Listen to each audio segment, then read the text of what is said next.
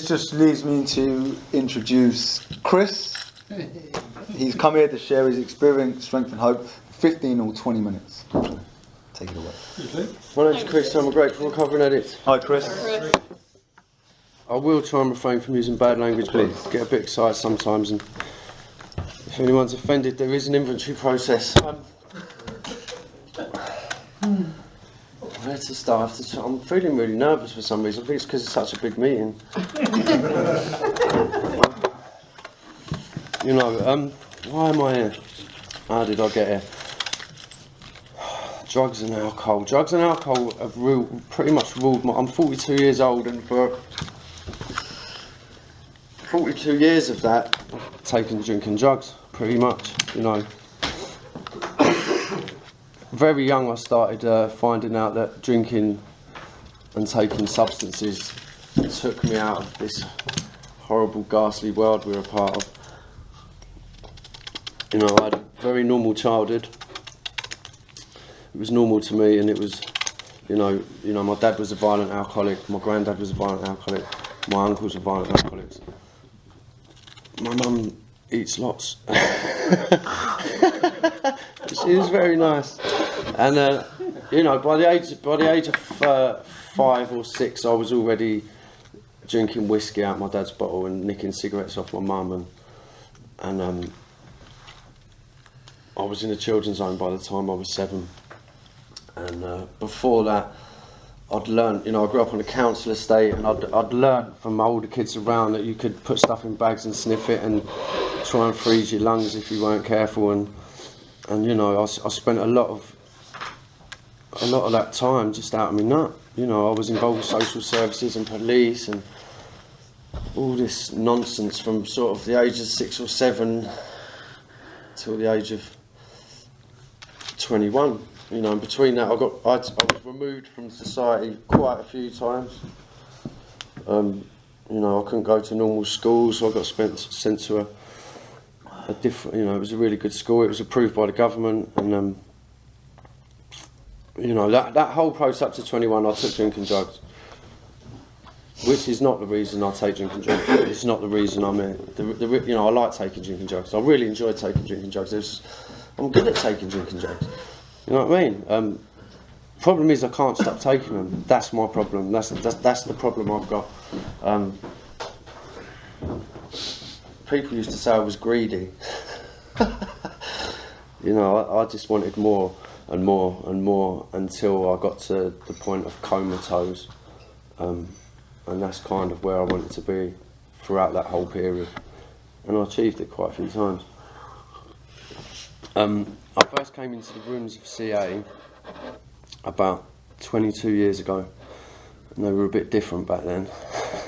I don't know what this sponsorship and step work and stuff's all about, but back then it wasn't you know, it was kind of quite a good meeting place. There was quite a few women around and other stuff going on, and like throughout my whole life I tried everything my way. You know, my sponsor said can do 90 meetings in 90 days, so I had a sponsor in a different fellowship. So I tried 90 women in 90 days. That didn't work. I tried 90 clubs in 90 days, didn't work. 90 different fellowships in 90 days, didn't work. 90 pairs of trainers in 90 days, all sorts of 90s in 90s, but not 90 meetings.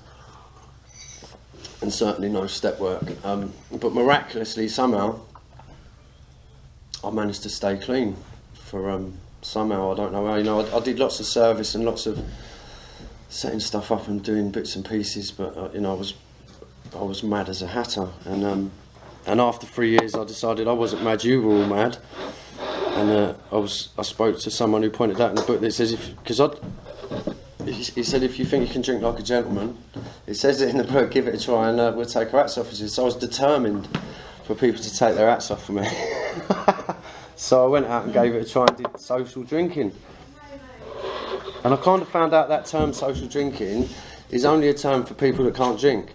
Because normal people don't know what the fuck you're talking about. I did it, didn't I? Don't know what you're talking about. It's social drinking, no, it's just called drinking. What's social drinking?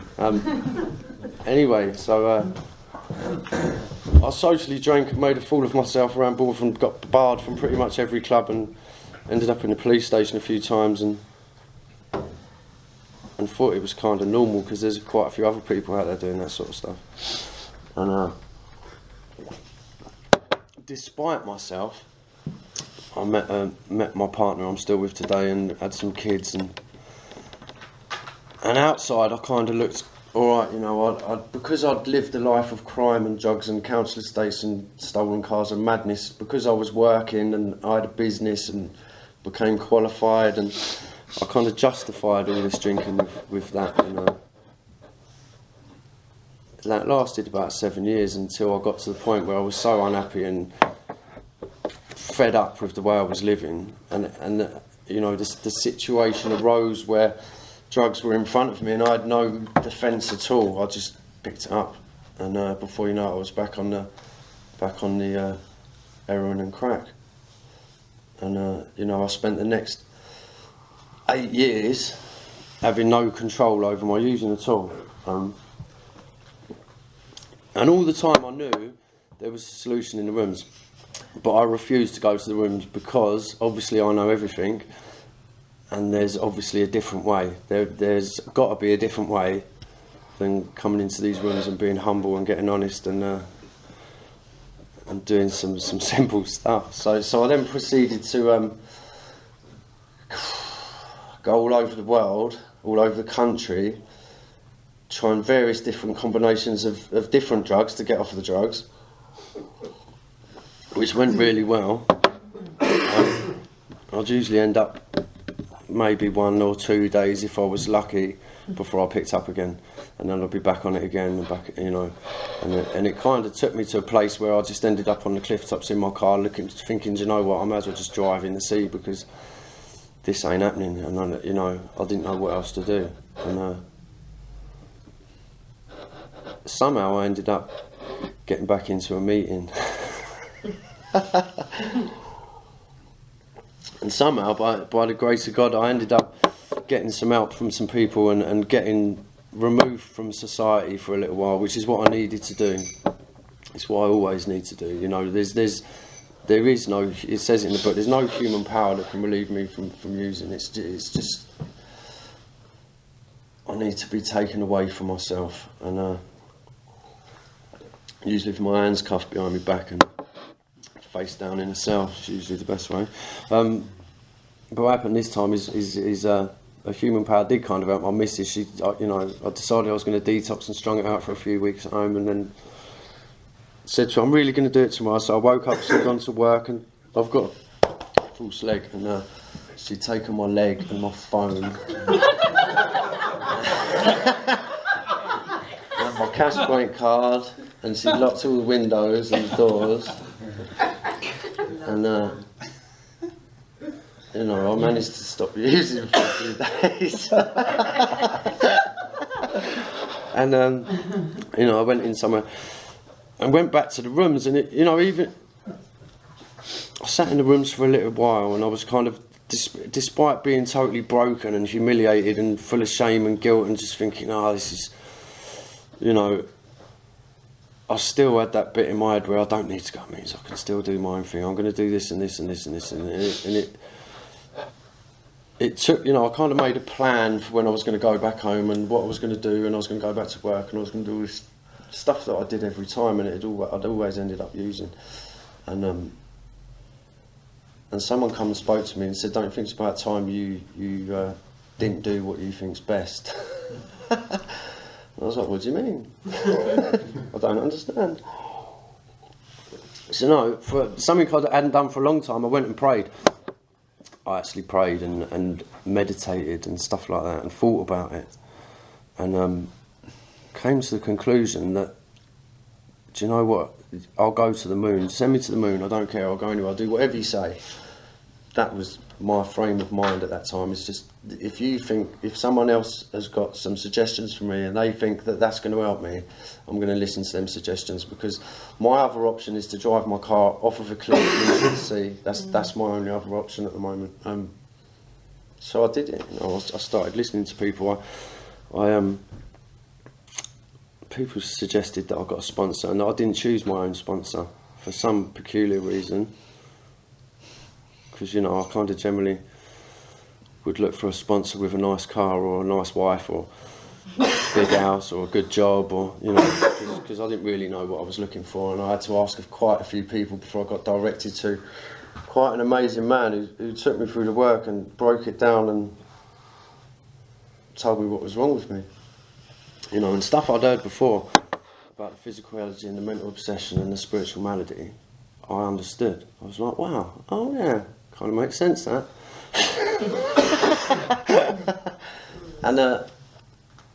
And you know, he took me through the work and he sent me out there to do work and to get involved with service, and I haven't been back that long.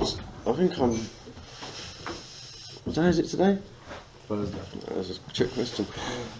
About 99 days I think I am today. Which for someone that couldn't get one day over the last 8 years and was quite prepared to drive his car into the sea, is quite amazing. And today, you know, I haven't thought about driving my car into the sea for a long time. I like my car. I like me today. And I like my life. My life's changed massively in a very short period of time. It's and it's as a result of going to meetings, taking on suggestions, listening to what people have got to say, and doing what other people have said for a change, rather than what I think's right. Because what I think's right is generally way off kilter in most scenarios. So anyway, I'm going to leave. Well, how long? Got plenty of time. Have I? Got 5 minutes. No, he's got about 10 minutes, 12 minutes. 12 minutes. 12. I reckon I'm going to use the timing of my tea. Thanks for asking me to come and share. Is that it? Yeah. Cheers.